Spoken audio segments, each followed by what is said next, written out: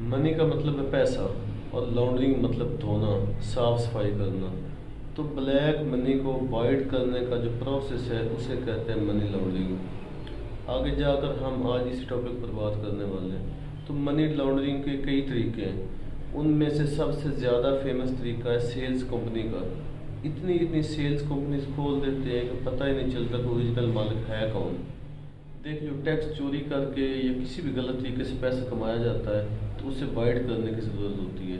تو یہ لوگ کیا کرتے ہیں، دنیا میں کچھ ایسی کنٹریز بھی ہیں جنہیں ہم ٹیکس ہیون کہہ سکتے ہیں، مطلب ٹیکس چرانے والوں کے لیے جنت۔ تو یہ لوگ انہی کنٹریز کا رخ کرتے ہیں۔ اب اگر ایک آدمی کما رہا ہے 1 کروڑ، تو اسے 50 لاکھ اگر ٹیکس ادا کرنا پڑتا ہے تو وہ کیا کرے گا؟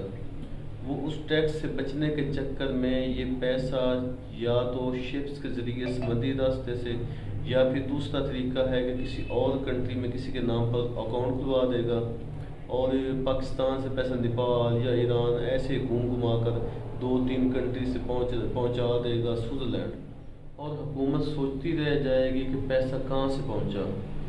اب وہ پاکستان سے بھیجے گا نیپال، وہاں سے کیش نکلوا کر کسی اور اکاؤنٹ کے ذریعے بھیج دے گا ایران۔ تو جیسے ہی کیش نکل گیا تو اس کا لنک ٹوٹ گیا، تو ریکارڈ میں صرف پاکستان سے نیپال تک ہی دکھے گا۔ نیپال سے وہ بھیجے گا ایران، وہاں سے کیش نکلوا کر وہ کسی اور اکاؤنٹ میں جمع کرائے گا، اور جیسے ہی کیش نکلتا ہے تو اس کا ریکارڈ نہیں رہتا، کس نے جمع کروائے کس نے نکلوائے۔ تو اسی طریقے لاسٹ میں وہ پہنچا دے گا سوئٹزرلینڈ، اور پاکستان کھوجتے کھوجتے پریشان ہو جاتا ہے لیکن اس کو راستہ نہیں ملتا۔ اور سوئٹزرلینڈ کا یہ قانون ہے کہ سوئٹزرلینڈ جس بھی اکاؤنٹ میں پیسے بھیجے گا وہ کسی کو نہیں بتائے گا، اور وہی پیسہ چند دنوں بعد سیلز کمپنی کے ذریعے واپس لایا جاتا ہے، اور چند دنوں بعد وہ سیلز کمپنی ڈوب جاتی ہیں، کیونکہ وہ سیلز کمپنی بنائی ہی جاتی ہیں چند ٹرانزیکشن کے لیے۔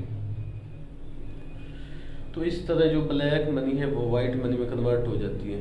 تو اس سے ہوتا یہ ہے کہ ایک آدمی جو 50 کروڑ ٹیکس دیتا ہے وہ یہ کام تقریباً 10 کروڑ میں نمٹا دیتا ہے، کچھ سوئٹزرلینڈ کو دے کر کچھ ادھر ادھر دے کر۔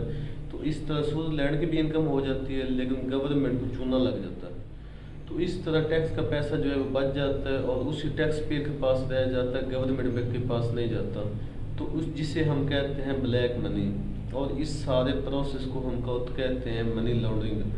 منی لانڈرنگ کے ذریعے بہت سی دہشت گرد تنظیموں کو بھی پیسہ یا فنڈ دیا جاتا ہے، جیسا کہ کہیں سے بھی آپ 1 کروڑ کسی سیل کمپنی کو بھیج دیتے ہیں تو وہ تو فالتو کی کمپنی ہے، تو وہاں پر ایک مینیجر ہوگا جو دکھا دے گا آپ کو 50 کروڑ کا یہ لیا وہ لیا، اور 50 کروڑ وہ کسی دہشت گرد تنظیم کو فنڈ کر سکتا ہے۔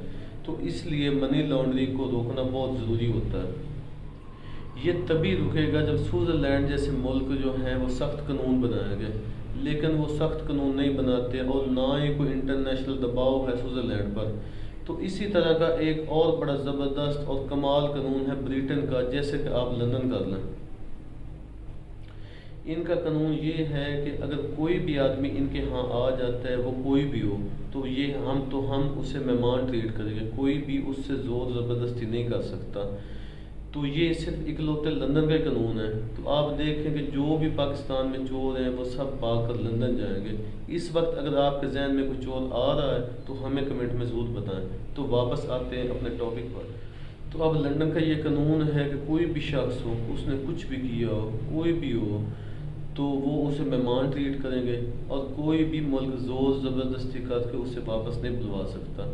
ایسے کیس میں لندن سے ریکویسٹ کی جا سکتی ہے کہ اس نے بڑے بڑے جرم کیے ہیں یہاں پر، اور یہ شخص ہمیں مطلوب ہے، تو آپ پلیز مہربانی کر کے اسے واپس بھیج دیں۔ تو پھر بھی اس کی مرضی ہے وہ واپس بھیجے یا نہ بھیجے۔ تو ایسے قانون یہ ملک جان بوجھ کر بناتے ہیں، کیونکہ یہاں پر بڑے بڑے لوگ آئیں گے، جب بڑے لوگ آئیں گے تو بڑا پیسہ بھی لائیں گے۔ تو اس قانون کے بارے میں آپ کی کیا رائے ہے ہمیں کمنٹ میں ضرور بتائیں۔ ویڈیو کو اپنے دوستوں کے ساتھ شیئر کریں، اور چینل کو سبسکرائب کرنا بالکل بھی نہ بھولیں۔